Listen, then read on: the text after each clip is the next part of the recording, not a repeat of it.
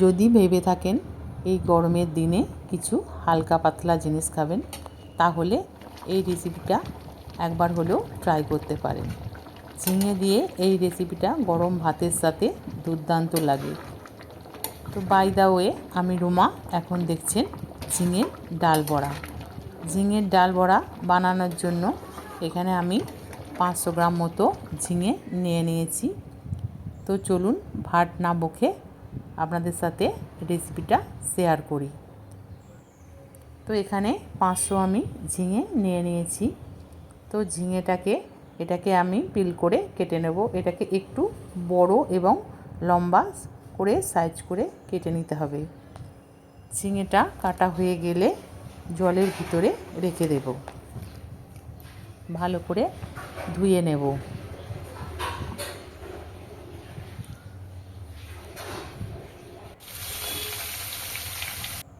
এবার ডালের বড়াটা বানানোর জন্য নিয়েছি ছোলার ডাল। আগে থেকে ভিজিয়ে রেখে দিয়েছিলাম। ডালটা পেস্ট করে নিতে হবে। তার আগে 4 টুকরো আদা স্লাইস ও 2 টুকরো কাঁচা লঙ্কা দিয়ে পেস্ট করে নিতে হবে। পেস্ট করার পর টেক্সচারটা এই রকম এসেছে। এতে দিয়ে দিচ্ছি সামান্য নুন, অল্প হলুদ এবং সামান্য কাশ্মীরি লঙ্কার গুঁড়ো ও 1 চামচ মৌরি দিয়ে ভালো করে মিশিয়ে নিতে হবে।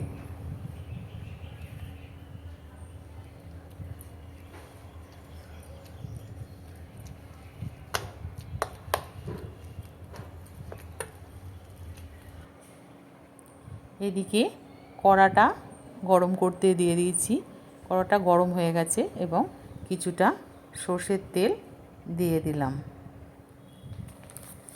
সর্ষের তেলটা সামান্য গরম হয়ে গেলে 1 চামচ মতো কালো জিরে দিয়ে দিয়েছি।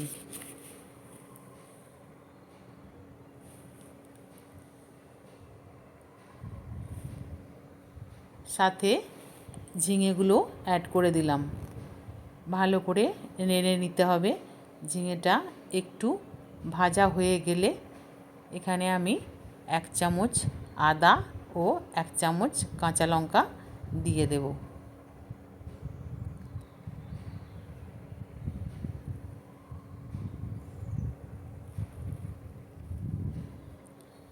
তিন থেকে 4 মিনিট লাগবে এই কাঁচা গন্ধটা যেতে। তো যতক্ষণ না কাঁচা গন্ধটা যায় ততক্ষণ একটু ঝিঙেগুলোকে ভাজা ভাজা করে নিতে হবে। এবার 1 চামচ মতো হলুদ দিয়ে দিলাম এবং 1 চামচ নুন দিয়ে পরিমাণ মতো জল দিয়ে দেব। ভালো করে নেড়ে নিয়ে পরিমাণ মতো জল দিয়ে দেব।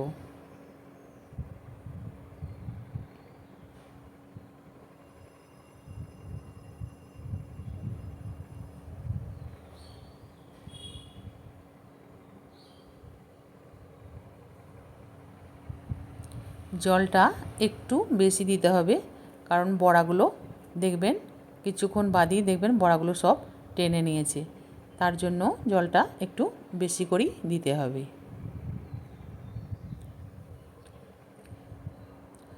তো ওদিকে বড়াটা হতে হতে এদিকে আমি ঝিঙেটা হতে হতে এদিকে আমি আর একটা পেস্ট তৈরি করে নিয়েছি। 1 চামচ সর্ষে এবং 1 চামচ পোস্ত।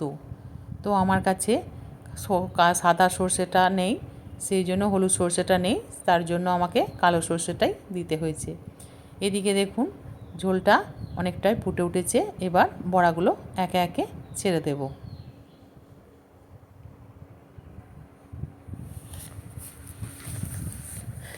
বড়াগুলো ছেড়ে দিয়ে ভালো করে ঢাকা দিয়ে লো ফ্লেমে করে রাখতে হবে, কারণ এখন এটাকে নাড়া যাবে না, নাড়লেই কিন্তু বড়াগুলো ভেঙে যেতে পারে। তো আমি পোস্ত এবং সর্ষেটা যেটা বেটে রেখেছিলাম সেটা এখন দিয়ে দেব। এখনও আমি এটাকে নাড়ব না। তো কিছুক্ষণ হয়ে যাওয়ার 7 থেকে 8 মিনিট বাদে এটাকে আমি আবার ভালো করে নেড়ে দেব।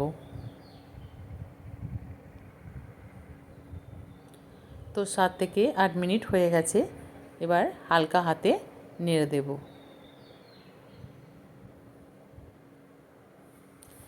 ভিডিওটি যদি আমার ভালো লাগে তাহলে লাইক করতে ভুলবেন না।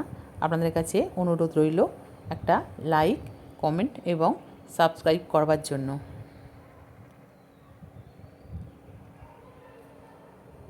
একবার হলেও এটা তৈরি করে খাবেন, সত্যি খুব সুন্দর হয় এবং অসাধারণ হয়। তো খুব একটা তেলও লাগে না। তো শেষে আমি 1 চামচ মতো চিনি দিয়ে দিলাম। তো চিনিটা আপনারা দিতেও পারেন, না দিতেও পারেন, কিন্তু চিনিটা দিলে খেতে ভালো লাগবে, না হলে একটু অন্যরকম খেতে হয়।